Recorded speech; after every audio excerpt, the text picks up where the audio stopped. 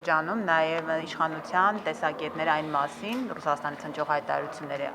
հետ կապված ԵԱՏՄ թե ԵՄ իշխանությունն ասում է ընդդիմություններ ձեռքերը տաքացնում այդ թեմայի վրա եւ իրենք են թեման ուռճացնում մեր հարաբերությունները շատ լավ են եւ նրանք ովքեր խոսում են այդ հայ-ռուսական հարաբերություններում խնդիրների մասին երեք խորհրդարանում ասում էր ինոագենտ են Փաշինյաններ ասում։ Հիմա ի վերջո ով է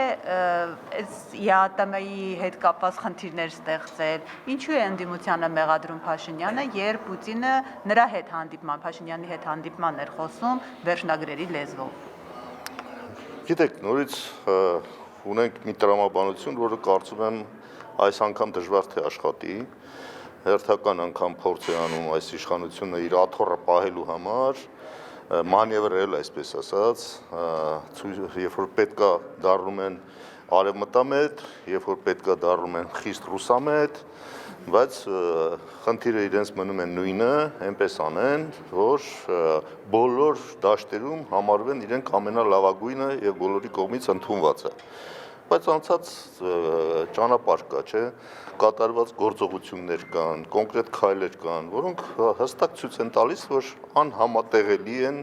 իրենց հայտարարությունները, իրենց գործերի եւ արածների հետ կապված։ Եվ իրենք այնքան են արդեն հեռացրել իրարից մեր, այսպես ասած, հարաբերությունների իմաստով վեկտորները դեպի Ռուսաստան եւ դեպի Արևմուտք, որ դժվար են կարողանալու տեղավորվել այդ իրարից հեռացած երկու կողմերում համապատասխանաբար լավագույն ֆավորիտը ճանաչվելու այդ միտումից։ Սա կարծում եմ, որ ակնհայտ է, իրանք 21 թվականին խաղարկեցին այն թեզը, որ իբր գալիս են պաշտպանելու Պուտինի ստորագրությունը, այսպես եթե պատկերավոր ասենք, կապված հայտնի նոյեմբերի 9-ի պայմանագրի հետ, որովհետև այդ ժամանակ այո մենք խոսում էինք այդ պայմանագրի մտահոգիչ լինելու մասին մեր հարաբերությունների իմաստով եւ նա դարձել էր պաշտպանը եւ սա ինչ որտեղ խաղաց, բայց հիմա տեսանք այդ նոյեմբերի 9-ից նախ ինչ թողեցին եւ հիմա խոսել, որ իրենք ամենառուսական քաղաքականությունը եւ ռուսական շահերը, այսպես ասած, պաշտպանող ռեժիմն են, դա եթե չասեմ ծիծաղ է առաջացնելու, ուղղակի ոչ ոք դրան չի հավատալու։ Ռուսաստանի հետ հարաբերությունները ամենաբարձր մակարդակի վրա են հիմա քայլել։ Իր ասելով ամենաբարձր, եթե ինքը ամենաբարձր մակարդակը համարում Եվրոմիության ուղղությամբ քայլեր կատարել է, օրենք ընդունել է, բայց անհամատեղելիությունը հանդարտ իրեն ասում են, որ Եվրոմիությունը ԵԱՏՄ-ն անհամատեղելի է, հիմա պարզվում է ինքը ԵԱՏՄ-ի հիմնական գլխավոր ջատագովն է եղել, մենք ենք եղել դրա դեմ խոսացողը, այսինքն հասկանում եք, բոլոր հայտարարությունները դրա մասին հակառակն են ասել մինչև հիմա։ Մինչև հիմա համատեղել եք, ինչ կխանգարի, էլի կհամատեղեն, քանի կարող են համատեղման քաղաքականությունը պետք է իրականացնել, այո, մենք են գլխից էլ ասել ենք, եւ-եւի քաղաքականությունը պետք է իրականացնել, ոչ թե կամ-կամի։ Իրանք մտել են կամ-կամի քաղաքականության մեջ, եւ սա միայն հայտարարություններով, խոսքերով լղոզել հնարավոր չի լինելու։ Իսկ ընդդիմությունը ինչ քաղաքականության մեջ է, ինչու հարց ու պատասխանին չեք մասնակցում, երեք էլ Նիկոլ Փաշինյանն ասում է, ըստ էության արդեն վեշերը հավաքի գնացել են։ Գիտեք, նույն այդ խոսքի մեջ դուք չեք տեսնում աննորմալություն։ Մենք ունեցել ենք երբևէ մի վարչապետ, որ այսքան փողոցային բառապաշարով ընդհանրապես խոսի։ Բայց փողոցային բառապաշարը անընդհատ գալ լսելը, ասում է իրեն հարգող մարդը իսկապես այս փողոցային միջավայրում չի ուզում գտնվի։ Ոչ ոք չի ուզում այս փողոցային։ Դա նաև դրա համար, այո, բայց փողոցային միջավայրը լավ ինչքան կարելի է։ 5 տարի զզվել ենք էլի։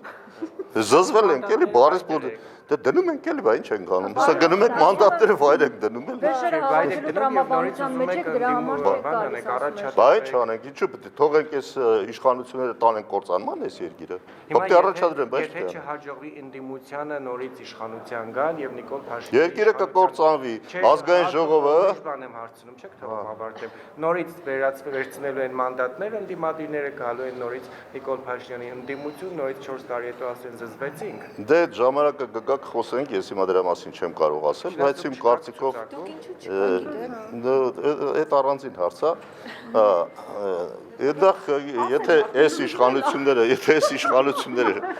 իսկապես հաջող են, մենք կունենանք ոչ թե խորհրդարանական ընտրությունների արդյունքում ձևավորված ազգային ժողով, այլ միլի մեջլիս։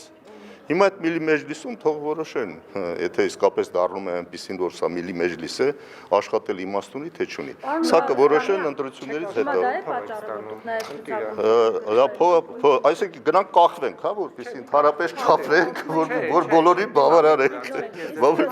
Դե եք ասում, դուք ձեր ասածը դա է։ Որովհետև եթե մարդը չի աշխատում եւ նման հետեւաբար Իսկ ով ասում չենք աշխատում, դա չենք անում։ Միլի մեջլիսում, ես ասում եմ միլի մեջլիսում աշխատել անիմաստ է դառնում, բայց թե հա թող չեն կմտածեն, մտնեն թե չմտնեն, դե ես էլ եմ ասում, էլի կգա այդ ընտրության ժամանակը եւ կորոշեն մտնեն միլի մեջլիս թե չմտնեն։ Ցուցակում ձեր չլինելու պատճառը որն է։ Չէ, նախ գլխավոր պատճառն է, որ կուսակցության ներկայացուցիչն եմ ես եւ կուսակցության ներկայացուցիչը այնքան ծանրաբեռնվածություն ունի, որ արդեն ես դժվարանում եմ համատեղել եւ իսկապես պրոբլեմատիկ է դա։ Մեր կուսակցությունը սովորական կուսակցություն չի, համաշխարհային կառույց ունենք 30-ից ավել երկրներում ներկայություն, իսկ բյուրոյի ներկայացուցիչը ըստ էության այդ ամբողջ կառույցի ղեկավարումը պետք է համակարգի։ Հա? Ինչ է։ Նորա դարի ծանրաբեռնված։ Բաբանո ներկայացուցիչ նոր եմ դառել էլի։ Ես պարոն Ռուստամյան ուզում եմ երկու հարց տալ։ Նիկոլ Փաշինյանը հայտարարում է, որ հայ-ռուսական հարաբերությունների հետ կապված, ԵԱՏՄ-ի հետ կապված խնդիրների մասին ընդդիմություն է եւ ընդդիմադիր շրջանակները փուչիկ են փչել եւ ամեն ինչ հրաշալի է։ Այդ դուք ինչ փաստարկներով կհակադարձեք, որ իսկապես կա խնդիր հայ-ռուսական հարաբերություններում։ Ես նոր դրան պատասխանեցի, դուք մի քիչ ուշ եկաք, այդ հարցին պատասխանեցի, շատ հստակ է դա։ Մենք նորից ենք կրկնում, որ պետք էր գնալ եւ քաղաքականությամբ։ Այն ինչ որ կատարվել է կամ մի տրամաբանություն է եւ հստակ քայլերը դա են ցույց տալիս, այն բոլոր հայտարարությունները հակառուսական տրամաբանությամբ։ Ես չեմ տեսել մի անգամ այդ դանակը հասել է ոսկորին, որ հանդիպմանը ուղիղ հրապարակային ժուրնալիստների ներկայությամբ այդքան բաց տեքստով բացատրվի մեր իշխանություններին, թե ինչ է նշանակում Ռուսաստանի հետ կապերի վատթարացումը։ Եվ եթե դա այդպես չի, այդ խոսույթը ինչու առաջացավ, այդ հաստատումները նախագահի մակարդակով Ռուսաստանի Դաշնության ինչի հրապարակային արվեցին, այդ բոլոր հարցերը իսկապես օրակարգի վրա առաջացել են այս իշխանությունների պատճառով, չէ։ Բայց իրենք կարծում եք, որ ամեն ինչը կարող է։ Իրենք եկել են ժողովրդի աչքին թոս փչելու, սա է հարցը, գիտեք ինչ, շատ բարձ բան կա։ Իրենք մինչև հիմա բոլոր տեղերում մենակ այդքանը բավարար է, չէ, հասկանալու համար, թե սրանք ինչ քաղաքականություն են վարել։ Բոլոր տեղերում ընդդիմությանը ներկայացրել են եւ ներկայացնում են որպես Ռուսաստանի ագենտներ։ Մենք Կրեմլի ագենտ ենք դիտվում։ Եվ այն բոլոր մարդիկ, ովքեր այսօր ոտնձգություններ են իրականացնում նրանց իրավունքների հանդեպ, մարդու իրավունքների պաշտպան հանդիսացող եվրոպական կառույցները աչքը փակում են մի բարձ պատճառով դրա դիմաց, որովհետև համարում են, որ ռուսական ագենտների նկատմամբ է դա կատարվում։ Այսինքն պաշտպանվում են մարդու իրավունքները մենակ յուրայինների։ Իսկ եթե դու օտար ես, իրանց քաղաքականությունը չես ընդունում, այդ ժամանակ դու դառնում ես, այո, անպաշտպանված, չպաշտպանված։ Եվ սա օգտագործել են այս իշխանությունները։ Նույնը կիրառել են նաև եկեղեցու նկատմամբ, չէ՞։ Հայտարարում են, որ եկեղեցին KGB-ի ագենտներ են։ Այսինքն սրանով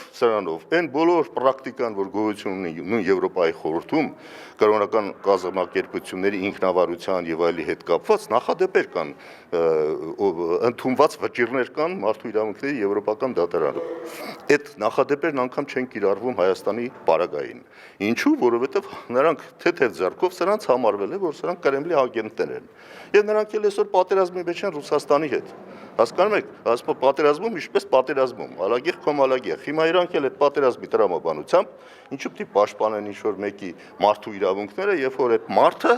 իր հակառակ ճամբարում է գործում, իրենց դեմ է գործում, ըստ սրանց ներկայացրածի։ Էս է իրականությունը։